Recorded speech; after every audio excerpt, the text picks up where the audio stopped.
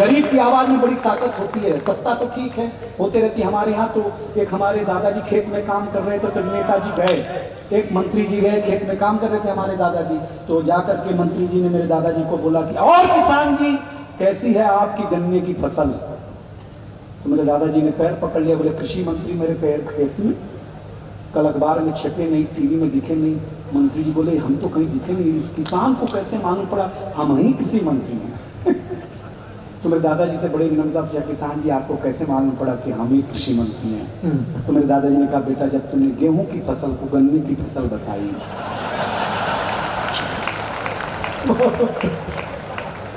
तब भी हम समझ गए थे।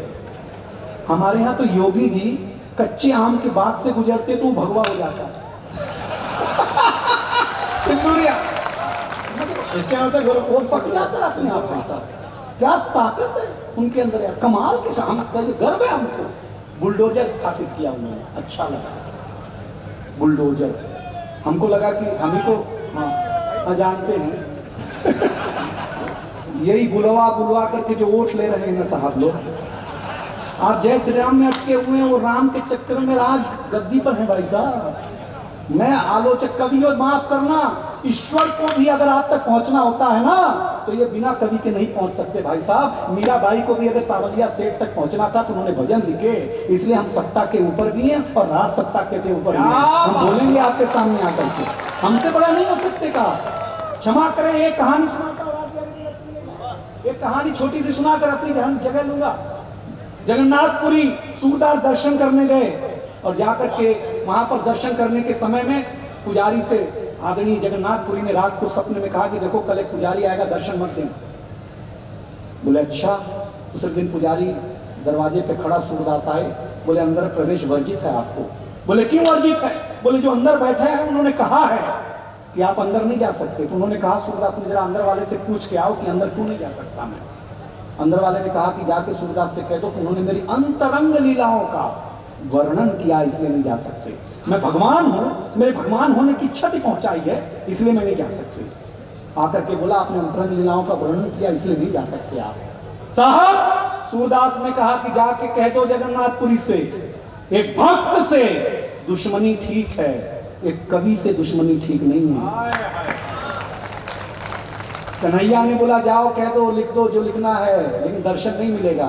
अब सूरदास ने कृष्ण के खिलाफ पहला पद लिखा, भृग को कुटेला झुठेला भीम को, चेर बस गयो कहां कहूं रे दैया, गोपिन को यार जाको माखन खवाओ चोरी चोरी, चावल को चबैया गैया को चरैया, सूरदास या को अवगुण कहां ले बखान करूं, जैसो इसको माई बाप वैसो इसको भैया।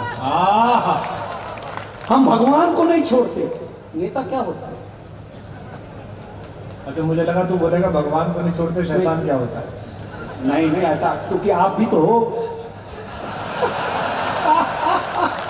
हम ऐसा नहीं बोल सकते सर आपको। और ये मुझे चाहते हैं, और कुमार विश्वास जिसे चाहने लगे वो आम आदमी हो ही नहीं सकता।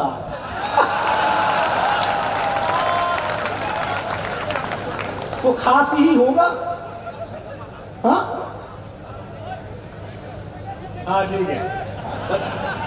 नहीं अशोक चारण मेरा बहुत अच्छा दोस्त है, हाइट में बहुत लंबा है, अच्छा लगता है उसको सुनना। लेकिन मैं बहुत छोटी सी बात, ये माताएं बहनियां बैठी हैं, बहन बैठी, बहुत अच्छा लग रहा है, बहुत चहल पहल है। इससे पता चलता है कि यहाँ रात को अच्छा काम होता है, चहल पहल अच्छा, मतलब सब कुछ बढ़िया है। मैं एक छोटी सी कविता सुना करके अपना स्थान ग्रहण करता हूँ, क्योंकि मैंने और वो छोटी सी कविता भी देखिएगा किनके लिए लिखी है। सूरज, डॉक्टर साहब सूरज तेजी से ढल रहा है, जमाना रोज बदल रहा है। एक संत ने टीवी पे प्रवचन देते हुए कहा कि अगर मोह माया से दूर रहना चाहते हैं तो मुझे लाइक कीजिए और साथ में मेरा यूट्यूब चैनल सब्सक्राइब कीजिए। साथ में मेरा यूट्यूब चैनल सब्सक्राइब कीजिए, आज नहीं तो कल होना चाहता है, हर एक वायरल होना चाहता है। पहले मेरा बच्चा घर के बाहर जाता था तो मेरा जी घबराता था, घड़ी पे नजर रहती थी, समय पे नहीं आता था तो मैं पड़ोस में पूछने चला जाता था। लेकिन अब मैं लाचार हूँ, बेकार हूँ। ये माताएं बहनें बैठी, अगर आपका दर्द मैंने छीन करके कविता में पिरो दिया तो बताना, क्योंकि अब मैं लाचार हूँ, बेकार हूँ, खुद के ऊपर खुद का बस नहीं चल रहा है, क्योंकि मेरी आंखों के सामने मोबाइल मेरे बच्चे को निगल रहा है। बहुत अच्छे दिनेश, बहुत अच्छे। न मैं चिल्ला रहा हूं, न किसी को बुला रहा हूं। इस घटना ने मुझे परेशान कर दिया है। अंतिम पंक्ति में मुझे विदा करे सांवलिया सरकार की जनता, इस घटना ने मुझे परेशान कर दिया है। अभी मैंने अपने बच्चे का बचपन देखा भी नहीं, इस मोबाइल की दुनिया ने उसे जवान कर दिया है। बहुत बहुत धन्यवाद, बहुत बहुत आभार। एक बार जोरदार तालियां बजाइए दिनेश के लिए।